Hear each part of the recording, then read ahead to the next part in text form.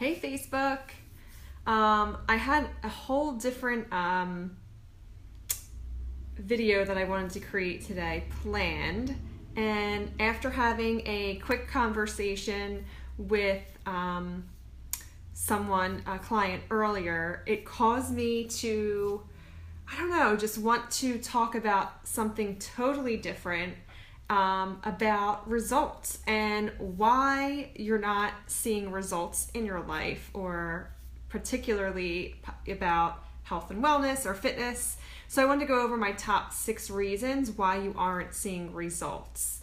And I know this is tough sometimes to accept or listen to or whatever, but I'm going to get right into it so that way you guys can share with me also, like, if you found yourself in this situation before, because I think we all have. Hey guys, thanks for joining in live. So here it is, my top 6 reasons of why you're not really seeing results, or the results that you expect. First off, it may be because you're not being coachable, right? Like, you know, there's a reason why there's fitness professionals and instructors. There's a reason why we're at the front of the class with a microphone on. It's so that you can listen to us, right? There's a reason why we give you information more than just like counting your reps, right? At the gym or you know, in whatever type of setting that fitness professional is working with you in. There's a reason why you hire somebody to help you, right? It's because you want to try and like find the missing pieces and get help with what you're struggling with, right? So the number one thing that I see most often is that you're not being coachable. You're not listening to your coach or the trainer or the instructor, right? I see people in classes, you know, I'm screaming out cues and people still continue to do a movement however which way they're doing it. So they never like check themselves, right? Really look at themselves in the mirror. We do the same thing mentally, as if I'm just coaching somebody in life coaching or business coaching. It's the same thing. It's like we just ignore whatever's being told to us. I'm guilty of that too. So love to hear your thoughts on that. This is the toughest thing for most people, right? It's like listening, because sometimes we hear it and we don't want to hear it because we already know the answer, but we just don't want to do what someone's telling us to do. So we just resist it anyway. So the goal here is just to listen and take action. Just do it. Because you're paying somebody to tell you what to do. I'll give you a brief example. And this is a story that I have this conversation with people almost every single day, new clients. We talk about supplementation, and I'm not talking about performance enhancing type of supplementation. I'm really talking about like the general the basics of supplementation that most people need to get by, and why sometimes when people aren't seeing results, it has to do with nutrition, which I'll get to later. But this is an example. I start to have this conversation, but when people hear the term supplementation, even when I'm talking in this case more about multivitamin and probiotics and things like that, like the basics, something that like every single person should be using, whether or not they're an elite athlete or they're training like just a general person. I'm just talking about the basics that people start to tune out and they don't want to hear it, right? They don't want to like be like, oh, you know? So, I oftentimes hear people already making excuses about that. Like it's again, I'm talking about the basics, like why there's a need for something. And when I start kind of getting into it, like on the cellular level, you need to have, you know, certain vitamins and minerals, the micronutrients in your body, right? Before you're starting to do whatever you're doing, and why that's so important. And just most people just want to like tune it out completely and, you know, not really pay attention to that, or have some other belief or reason why they don't follow that rule of thumb, you know, and they think that they have answers to that. So in that case, it's like somebody who's not being coachable. That's the first thing. Second thing is, I see this often too, is that you're not pushing yourself enough. Lots of people want to stay comfortable, right? Lots of people want to stay comfortable in whatever it is that they're doing, and they just don't want to work hard enough, right? We think that just giving it like, 50% or 80%. I call myself an 80%er because that's one thing I've realized about myself, is that sometimes at 80%, I give like 80% of something, and then I'm like, I'm exhausted. When can I stop now, right? So to get me to do something like 100% through is difficult. It's difficult for me too. I'm human. So, with not working hard enough, it's like I hear people who will tell me, and like they'll come up to me and I don't want to sweat too much, or I don't want to get sore for tomorrow, or what are some of the other excuses that I hear? People will tell me, oh, this just happened. Someone told me like, oh, I was getting a little out of breath and overheated. And I'm just like, seriously? Like, you're in a class. The time I was teaching an insanity class, the whole goal of that class to get results is to be out of breath, right? You want to be completely out of breath. You're going to sweat. You're going to be overheated. Now, okay, you have to listen to your body, right? There's a difference between... there's totally a difference between not listening to your body and like causing an injury versus just working really hard. And the thing is that most people will kind of not push beyond, like they kind of draw that line so much closer to where it's like they're just not really pushing themselves at all. And I see this like very often in a class, like people doing modifications when I know that they don't have to do a modification for a certain movement, or people who would tell me, this is another thing a lot of people tell me, is that they're like, this is fit people who have been working out, and they'll be like, oh, I'm going for a walk today. And walking is not exercise for the average person, okay? You can't be like, I checked off my list today because I went walking.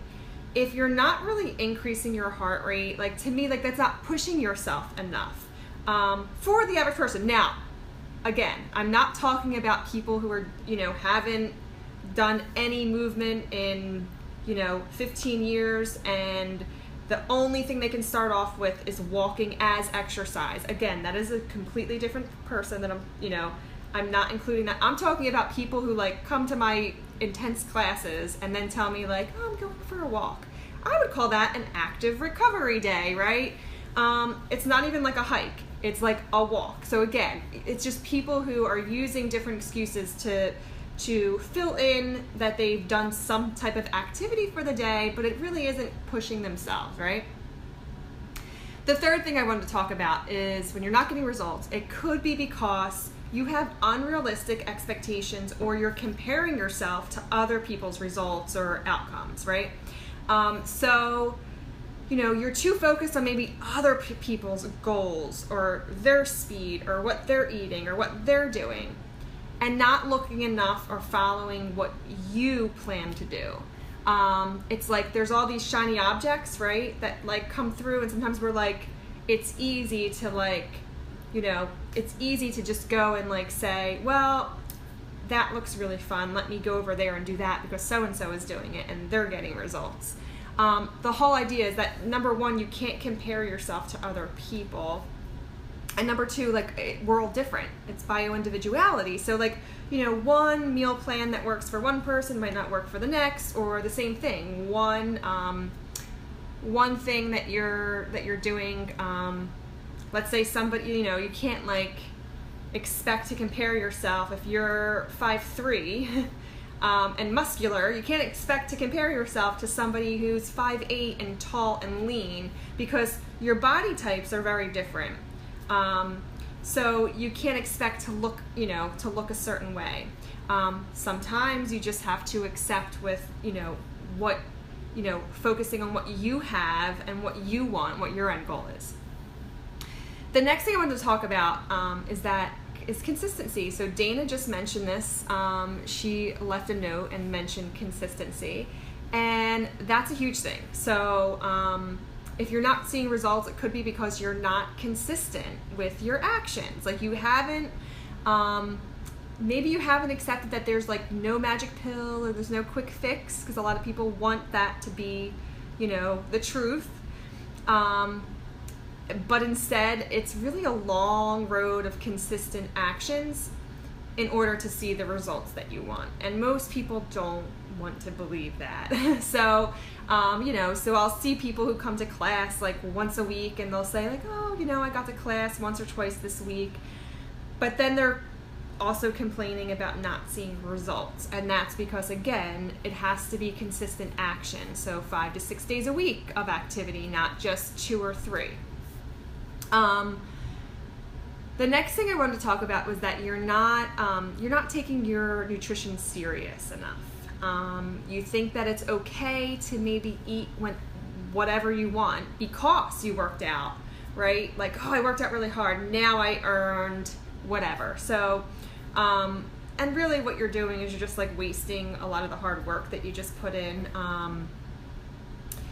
And, you know, or maybe you're not even following a plan. So like there's, you know, somebody who is,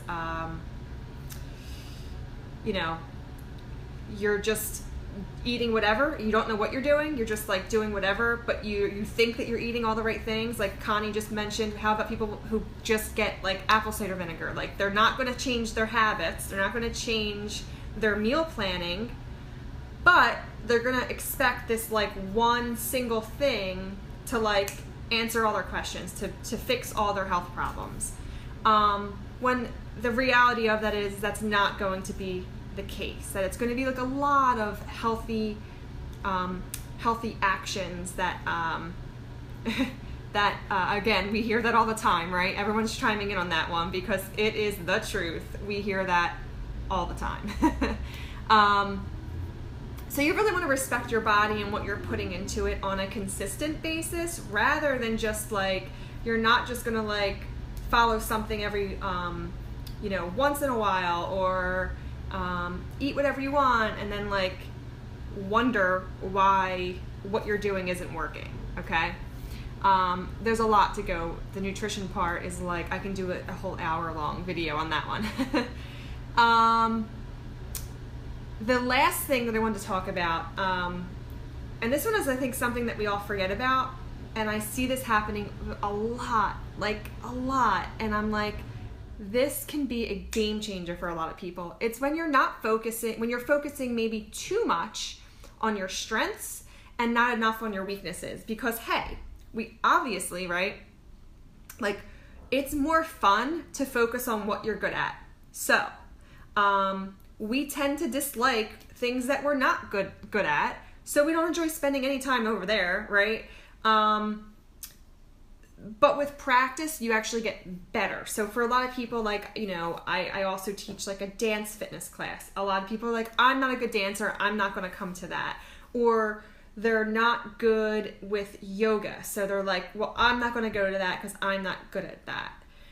When the reality is, it's like, what could be causing you a lack of results is because you're not spending enough time on the things that you're weak, the areas that you're weak in, and you're spending too much time in the areas that you're already good at or have strengths in.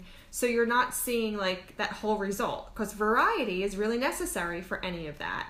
And again, you get better as you practice something. So eventually you'll start enjoying something new, but variety is definitely necessary because you don't want to also overtrain or get injured, and you want those results, and variety helps cause some of those results.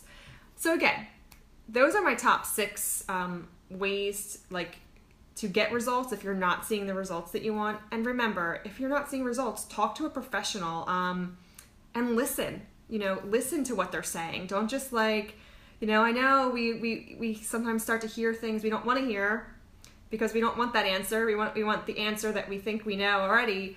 But also do your own research. Learn, implement, test, and then repeat that process, because not everybody is the same. So sometimes you have to take take a little bit of time. It can take a year, it can take 2 years, but you have to try a bunch of things and then see how your results are. And then go back, all right, what can I tweak? What can I do better next time? You want to refocus everything and then do it again. Making some changes and then testing it, implementing it, seeing the result, and then doing that all over again. It's sort of like a never-ending process. So just listen to the people that you're paying to listen to. And if you think you're getting misinformation or something scary, or maybe it's something that could be risky, then you're all right, then you have to start to maybe question where you're getting this information from and get somebody new to be your mentor. But just, again, find a mentor, find somebody that you can come to and that will help you go through this process of, learning, implementing, testing, and repeating. I can't tell you how important that is. So guys, thank you so much for joining me today. And really, I love that everybody had all these ideas. So keep coming on live with me if you can. And I will talk to you guys, if not tomorrow, on Thursday. See you later.